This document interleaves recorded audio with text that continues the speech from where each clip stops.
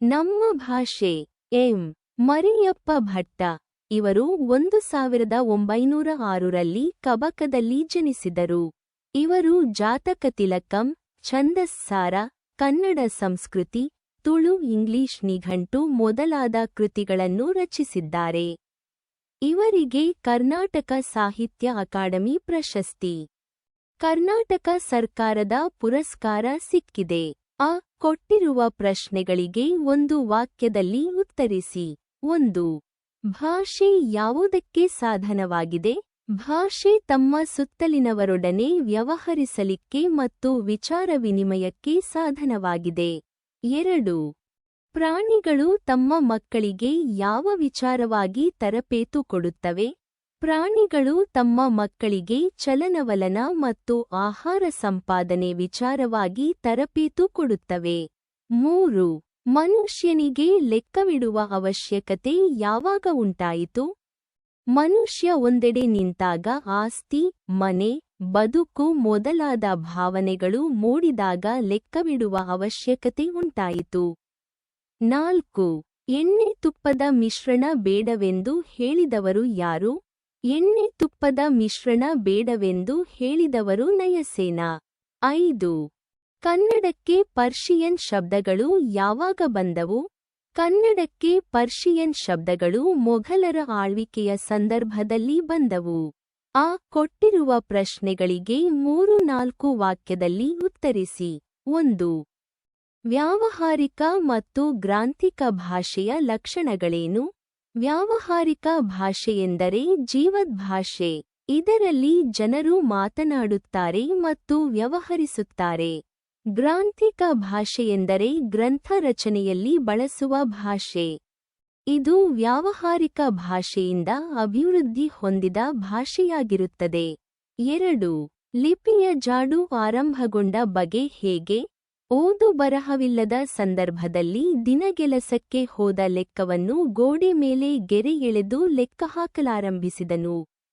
ಪುರಾತನ ಕಾಲದಲ್ಲಿ ವ್ಯಾಪಾರ, ವ್ಯವಹಾರ ಇದೇ ರೀತಿ ನಡೆಯುತ್ತಿದ್ದುದಕ್ಕೆ ಸಾಕ್ಷ್ಯಗಳಿವೆ.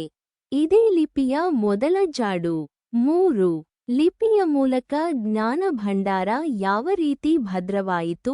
ಮಾನವ ತನ್ನ ಆಗುಹೋಗುಗಳನ್ನು, ಸುಖ ದುಃಖಗಳನ್ನು ಕಾವ್ಯರೂಪಕ್ಕೆ ತಂದ. ಲಿಪಿಯನ್ನು ಪರಿಷ್ಕರಿಸುತ್ತಾ ಸಾಹಿತ್ಯ ಕೃತಿಗಳನ್ನು ಬರೆದಿಡುವುದನ್ನು ಕಲಿತ. ಲಿಪಿಯು ಪರಂಪರೆಯ ಎಷ್ಟೋ ವಿಷಯಗಳನ್ನು ಬರೆದಿಡಲು ಸಾಧ್ಯವಾಯಿತು. ಲಿಪಿಯ ಮೂಲಕ ಸಾಹಿತ್ಯದ ರೂಪದಲ್ಲಿ ಜ್ಞಾನಭಂಡಾರ ಭದ್ರವಾಯಿತು. 4. ಕನ್ನಡ ಭಾಷೆ ಹದಗೊಂಡದ್ದು ಹೇಗೆ? ಬಸವಣ್ಣ, ಅಲ್ಲಮಪ್ರಭು ಮೊದಲಾದ ಶರಣರು, ಚಾಮರಸ, ಕುಮಾರವ್ಯಾಸರಂತಹ ಕವಿಗಳು, ಪುರಂದರದಾಸ, ಕನಕದಾಸರಂಥ ಶ್ರೇಷ್ಠ ದಾಸರು ಸರಳ ಕನ್ನಡ ಪದಗಳಲ್ಲಿ ಸಾಹಿತ್ಯ ರಚನೆಯ ಮಾರ್ಗವನ್ನು ಅನುಸರಿಸಿದರು. ತಮ್ಮ ಅನುಭವಸಾರವನ್ನು ಸುಲಭ, ಸುಂದರವಾದ ಮಾತುಗಳಿಂದ ಮನಮುಟ್ಟುವಂತೆ ಹೇಳಿದರು. ಇದರಿಂದ ಕನ್ನಡ ಭಾಷೆ ಹದಗೊಂಡಿತು. 5. ಆಂಗ್ಲ ಭಾಷೆ ವಿಶ್ವವ್ಯಾಪಿಯಾಗಲು ಕಾರಣವೇನು? ದೇಶ ವಿದೇಶಗಳ ಭಾಷೆ ಹಾಗೂ ಸಾಹಿತ್ಯ ಸಂಸ್ಕೃತಿಯನ್ನು ಆಂಗ್ಲ ಪಂಡಿತರು ಮುಕ್ತ ಮನಸ್ಸಿನಿಂದ ಅಭ್ಯಸಿಸಿದರು. ತಮ್ಮ ಆಸೆ, ಆಕಾಂಕ್ಷೆ, ವಿಚಾರಗಳನ್ನು ಆಂಗ್ಲ ಭಾಷೆಯ ಮೂಲಕ ಹೇಳಬೇಕೆಂಬ ಉಜ್ವಲ ಅಭಿಮಾನಿಗಳಾಗಿದ್ದರು. ವಿಜ್ಞಾನಿಗಳು, ರಾಜಕಾರಣಿಗಳು, ಅರ್ಥಶಾಸ್ತ್ರಜ್ಞರು ಹೀಗೆ ಎಲ್ಲರೂ ತಮ್ಮ ಭಾಷೆ ಬಳಸಿದ್ದರಿಂದ ಆಂಗ್ಲ ಭಾಷೆ ವಿಶ್ವವ್ಯಾಪಿಯಾಯಿತು. ಇದಕ್ಕೆಲ್ಲ ಆಂಗ್ಲ ಜನರ ಸಂಕಲ್ಪ, ಕೃಷಿ ಕಾರಣವಾಯಿತು. ಈ ಕೊಟ್ಟಿರುವ ಪ್ರಶ್ನೆಗಳಿಗೆ 8-10 ವಾಕ್ಯಗಳಲ್ಲಿ ಉತ್ತರಿಸಿ. 1. ಕನ್ನಡ ಭಾಷೆ ಸಮೃದ್ಧವಾಗಿ ರೂಪುಗೊಂಡ ಬಗೆ ಹೇಗೆ? ವಿವರಿಸಿ. ವೈದಿಕ, ಜೈನ ಧಾರ್ಮಿಕ ತತ್ವಗಳನ್ನು ಕನ್ನಡದಲ್ಲಿ ವಿವರಿಸಿ ಹೇಳಲು ಅನೇಕರು ಕನ್ನಡದಲ್ಲಿ ಉತ್ತಮ ಕಾವ್ಯಗಳನ್ನು ಬರೆದರು. ಆದರೆ ಅವರ ಕಾವ್ಯಗಳಲ್ಲಿ ಸಂಸ್ಕೃತ ಪದಗಳು ಹೆಚ್ಚಾಗಿ ಕೇವಲ ಕನ್ನಡ ಬರುವವರಿಗೆ ಈ ಕಾವ್ಯಗಳು ಕಬ್ಬಿಣದ ಕಡಲೆಯಾಯಿತು. ಕಾಲಾಂತರದಲ್ಲಿ ಬಸವಣ್ಣ, ಅಲ್ಲಮಪ್ರಭು ಮೊದಲಾದ ಶರಣರುಗಳು, ಚಾಮರಸ, ಕುಮಾರವ್ಯಾಸರಂತಹ ಕವಿಶ್ರೇಷ್ಠರುಗಳು, ಪುರಂದರದಾಸ, ಕನಕದಾಸರಂಥ ಶ್ರೇಷ್ಠ ದಾಸರು ಸರಳ ಕನ್ನಡ ಪದಗಳಲ್ಲಿ ಸಾಹಿತ್ಯ ರಚನೆಯ ಮಾರ್ಗವನ್ನು ಅನುಸರಿಸಿದರು. ತಮ್ಮ ಅನುಭವಸಾರವನ್ನು ಸುಲಭ, ಸುಂದರವಾದ ಮಾತುಗಳಿಂದ ಮನಮುಟ್ಟುವಂತೆ ಹೇಳಿ ಕನ್ನಡ ಭಾಷೆಯನ್ನು ಹದಗೊಳಿಸಿದರು. ಒಂದು ಭಾಷೆ ಜೀವಂತವಾಗಿರುವುದರ ಲಕ್ಷಣವೆಂದರೆ ಅಕ್ಕಪಕ್ಕದ ಭಾಷೆಗಳೊಂದಿಗೆ ಕೊಳುಕುಡುವಿಕೆ. ಅದರಂತೆ ಕನ್ನಡ ಭಾಷೆಯು ಪರ್ಷಿಯನ್ ಭಾಷೆಯಿಂದ ದಿವಾನ, ಸರಕಾರ, ಸರದಾರ ಮುಂತಾದ ಪದಗಳನ್ನು ಸ್ವೀಕರಿಸಿದರೆ, ಆಂಗ್ಲ ಭಾಷೆಯಿಂದ ರೈಲು, ಆಫೀಸು, ಇಸ್ಕೂಲು, ಸಿನಿಮಾ ಮುಂತಾದ ಪದಗಳನ್ನು ಸ್ವೀಕರಿಸಿ ಕನ್ನಡ ಭಾಷೆ ಶ್ರೀಮಂತಿಕೆ ಪಡೆದಿದೆ.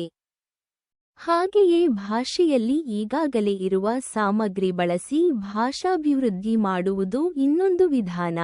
ಎರಡು ಅಥವಾ ಹೆಚ್ಚು ಶಬ್ದಗಳು ಒಟ್ಟಿಗೆ ಸೇರಿದಾಗ ಒಂದು ನುಡಿಗಟ್ಟಾಗಿ ಅದಕ್ಕೊಂದು ಹೊಸ ಅರ್ಥ ಬರುತ್ತದೆ. ಕನ್ನಡದಲ್ಲಿಯೂ ಇಂತಹ ವಿಚಿತ್ರ ಶಕ್ತಿ ಹೊಂದಿದ ಅನೇಕ ನುಡಿಗಟ್ಟುಗಳನ್ನು ಓದಿ ಕನ್ನಡ ಭಾಷೆ ಸಮೃದ್ಧವಾಗಿ ರೂಪುಗೊಂಡಿದೆ. ಈ ಸಂದರ್ಭಸಹಿತ ಸ್ವಾರಸ್ಯವನ್ನು ವಿವರಿಸಿ. 1.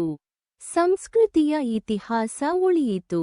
ಆಯ್ಕೆ: ಈ ವಾಕ್ಯವನ್ನು ಎಂ. ಮರಿಯಪ್ಪ ಭಟ್ಟರು ಬರೆದಿರುವ ನಮ್ಮ ಭಾಷೆ ಎಂಬ ಗದ್ಯದಿಂದ ಆರಿಸಲಾಗಿದೆ. ಸಂದರ್ಭ: ಲಿಪಿಯ ಮೂಲಕ ಸಾಹಿತ್ಯದ ರೂಪದಲ್ಲಿ ಜ್ಞಾನಭಂಡಾರ ಭದ್ರವಾಯಿತು. ಸಂಸ್ಕೃತಿ ಉಳಿಯಿತು ಎಂದು ತಿಳಿಸುವಾಗ ಈ ಮಾತು ಬಂದಿದೆ. ಸ್ವಾರಸ್ಯ: ಲಿಪಿಯ ಮೂಲಕ ಸಂಸ್ಕೃತಿ ಉಳಿದು ಪ್ರಗತಿ ಸಾಧ್ಯವಾಯಿತು ಎಂಬುದು ಇಲ್ಲಿಯ ಸ್ವಾರಸ್ಯವಾಗಿದೆ. 2. ತಕ್ಕುದೇ ಬೆರಸಲ್ಕೆ ಘೃತಮುಮಂ ತೈಲಮುಮಂ. ಆಯ್ಕೆ: ಈ ವಾಕ್ಯವನ್ನು ಎಂ. ಮರಿಯಪ್ಪ ಭಟ್ಟರು ಬರೆದಿರುವ ನಮ್ಮ ಭಾಷೆ ಎಂಬ ಗದ್ಯದಿಂದ ಆರಿಸಲಾಗಿದೆ. ಸಂದರ್ಭ: ನಮಗೆ ಎಣ್ಣೆಯೂ ಬೇಕು, ತುಪ್ಪವೂ ಬೇಕು, ಹಾಗೆ ಕನ್ನಡವೂ ಬೇಕು, ಸಂಸ್ಕೃತವೂ ಬೇಕೆಂದು ನಯಸೇನನು ಹೇಳುವಾಗ ಈ ಮಾತು ಬಂದಿದೆ. ಸ್ವಾರಸ್ಯ: ಕನ್ನಡ ಮತ್ತು ಸಂಸ್ಕೃತ ಪದಗಳನ್ನು ಬೆರೆಸಿ ಸಾಹಿತ್ಯ ರಚಿಸಬಾರದೆನ್ನುವ ನಯಸೇನನ ಅಭಿಪ್ರಾಯ ಇಲ್ಲಿಯ ಸ್ವಾರಸ್ಯವಾಗಿದೆ. 3. ಸಿಗುರು ತೆಗೆದ ಕಬ್ಬಿನಂತೆ, ಉಷ್ಣ ಅಳಿದ ಹಾಲಿನಂತೆ. ಆಯ್ಕೆ: ಈ ವಾಕ್ಯವನ್ನು ಎಂ. ಮರಿಯಪ್ಪ ಭಟ್ಟರು ಬರೆದಿರುವ ನಮ್ಮ ಭಾಷೆ ಎಂಬ ಗದ್ಯದಿಂದ ಆರಿಸಲಾಗಿದೆ. ಸಂದರ್ಭ: ಮಹಲಿಂಗರಂಗನು ಕನ್ನಡ ಭಾಷೆ ಸುಲಿದ ಬಾಳೆಹಣ್ಣಿನಂತೆ ಮೃದುವಾಗಿ, ಸಿಪ್ಪೆ ತೆಗೆದಿರುವ ಕಬ್ಬಿನಂತೆ ಸಿಹಿಯಾಗಿ, ಬಿಸಿ ಆರಿದ ಹಾಲಿನಂತೆ ರುಚಿಯಾದೆ ಎಂದು ತಿಳಿಸುವಾಗ ಈ ಮಾತು ಬಂದಿದೆ. ಸ್ವಾರಸ್ಯ: ಮಹಲಿಂಗರಂಗ ಕನ್ನಡ ಭಾಷಾ ಶ್ರೇಷ್ಠತೆಯನ್ನು ವಿವರಿಸಿರುವುದು ಇಲ್ಲಿಯ ಸ್ವಾರಸ್ಯವಾಗಿದೆ. 4. ಒಬ್ಬ ತಾಯಿಯ ಗಾನದ ಶ್ರುತಿಯಂತೆ. ಆಯ್ಕೆ: ಈ ವಾಕ್ಯವನ್ನು ಎಂ. ಮರಿಯಪ್ಪ ಭಟ್ಟರು ಬರೆದಿರುವ ನಮ್ಮ ಭಾಷೆ ಎಂಬ ಗದ್ಯದಿಂದ ಆರಿಸಲಾಗಿದೆ.